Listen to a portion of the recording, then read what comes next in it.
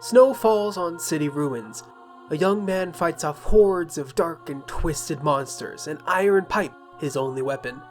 His ailing sister hiding in a nearby supermarket. Battered and beaten, the young man accepts a bargain from the devil, taking the form of a magical black book. Imbued with cursed magic, the man vanquishes his enemies, only to find his sister is stricken by a new disease. Black marks crawl along her body. The camera pans up. The man cries out for help.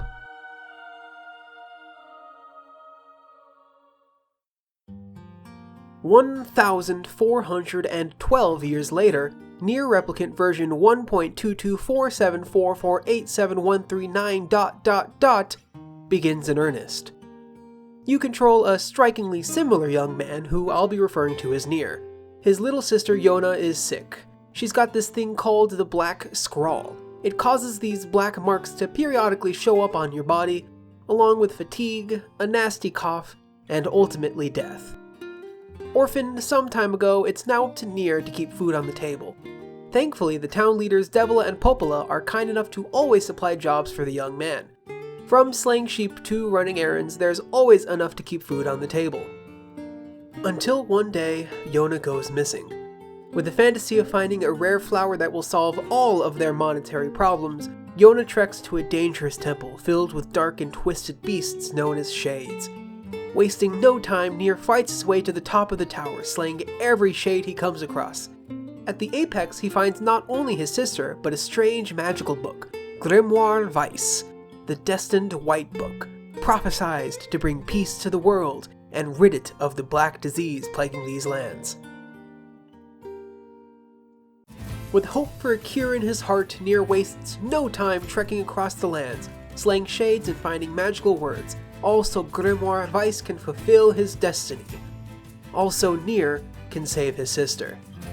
So now the actual game. NieR goes around a series of small towns roughly populated by people who are either standing still or have fairly linear walking cycles. Sometimes a villager will have a quest, which usually entails NieR getting materials from slain enemies or going to another village and talking to someone there. And I'll be honest, they're all pretty boring.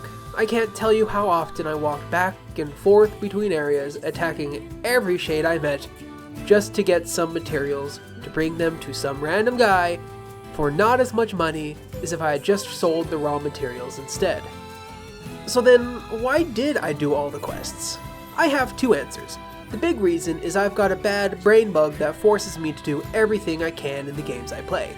The other being, occasionally, a side quest will reward you with brilliant writing.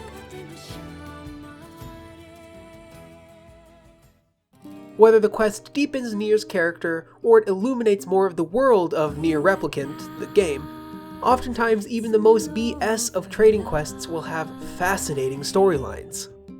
Aside from story and money, occasionally a quest will reward NieR with a new weapon, and given the amounts of fighting in the game, you'd think the weapons would be a big deal. Yeah, not really. There's a total of 33 weapons in the game, each can be upgraded to level 4, and I pretty much just used one the whole time. And that's because the combat in the game is just kinda meh. You've got a heavy attack on one button, a light attack on another, a jump, a dash, and a block. Different combos do different moves, but really you just hack and slash your way to get to the next area. With Weiss around, NieR does have access to various magical abilities, from shooting a barrage of low damage blasts to larger, more substantial moves that require charging. But I still never found combat that fun. The wider moveset was only utilized to defeat the enemies quicker. Luckily, not all the enemies are as boring to fight as others. NieR and Weiss are on a quest to get magic words that both grant Weiss new magic powers and will eventually allow him to purify the lands. To get these words, they travel to different areas. A sunny beachside town, a canyon with buildings on scaffolding, a desert, each with their own cultures, distinct architecture, and, because this is a video game, usually a big monster the pair will need to kill.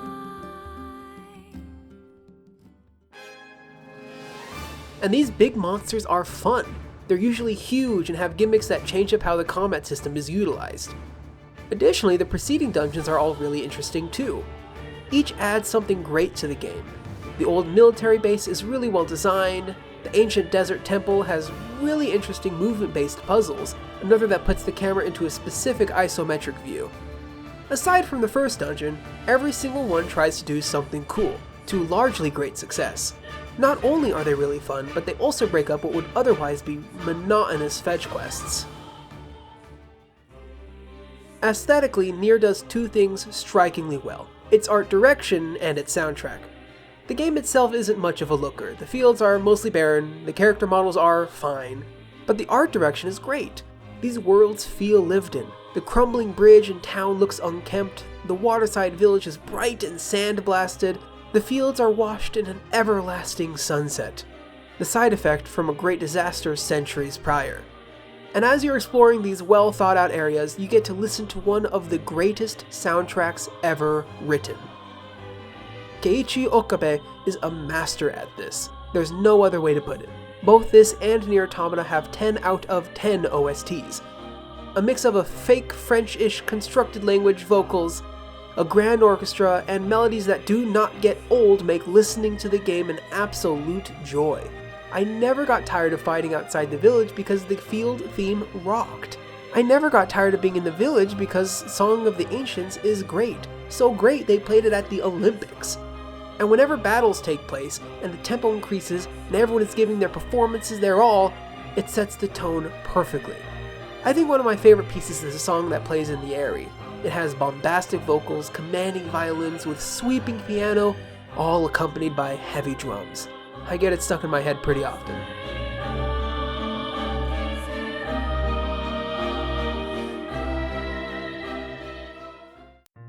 But no matter how good a soundtrack may be, despite how lived in the world feels, they're not enough to carry a game, especially with a quest system that is as bland as it is, and the combat is never the greatest either. No, the real reason to play NieR Replicant is for the story. Written and directed by Yoko Taro, NieR tells a brilliant story about NieR and his friends. During his and Vice's journey to save Yona, he meets a young woman named Kaine, whose name I read wrong every time before I played the game, and a young boy named Emile. Each is weird in their own right. Kaine has a foul lexicon and dresses in lingerie. Emile has a curse and lives in a haunted mansion. NieR is hellbent on saving his sister and talks to a floating book. But they become friends. They become family. And it's really good what Yoko Taro was able to achieve.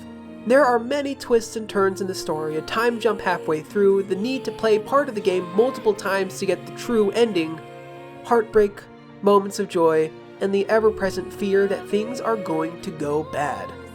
From the jump, it's clear the world is not doing good. There are monsters everywhere, the technology level is pretty low, there aren't that many people about.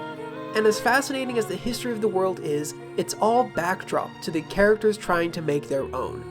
And it's clear Yoko Taro is just really good at this type of story, since you can say pretty much the same things about the sequel, NieR Automata. And here's the issue.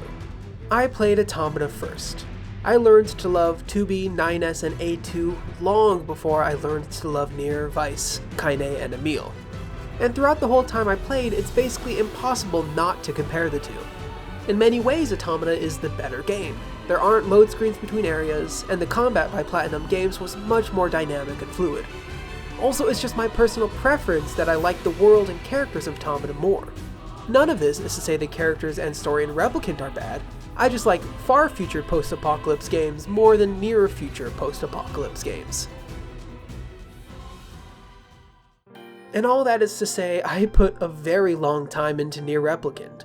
I did all the side quests, upgraded all the weapons, got every achievement, even the awful transphobic one I felt horrible doing.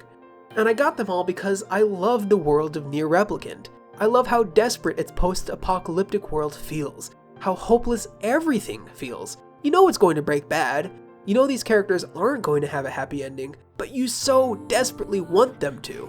You want Yona to be alright, you want Emile to be happy, you want Kaine to have a family.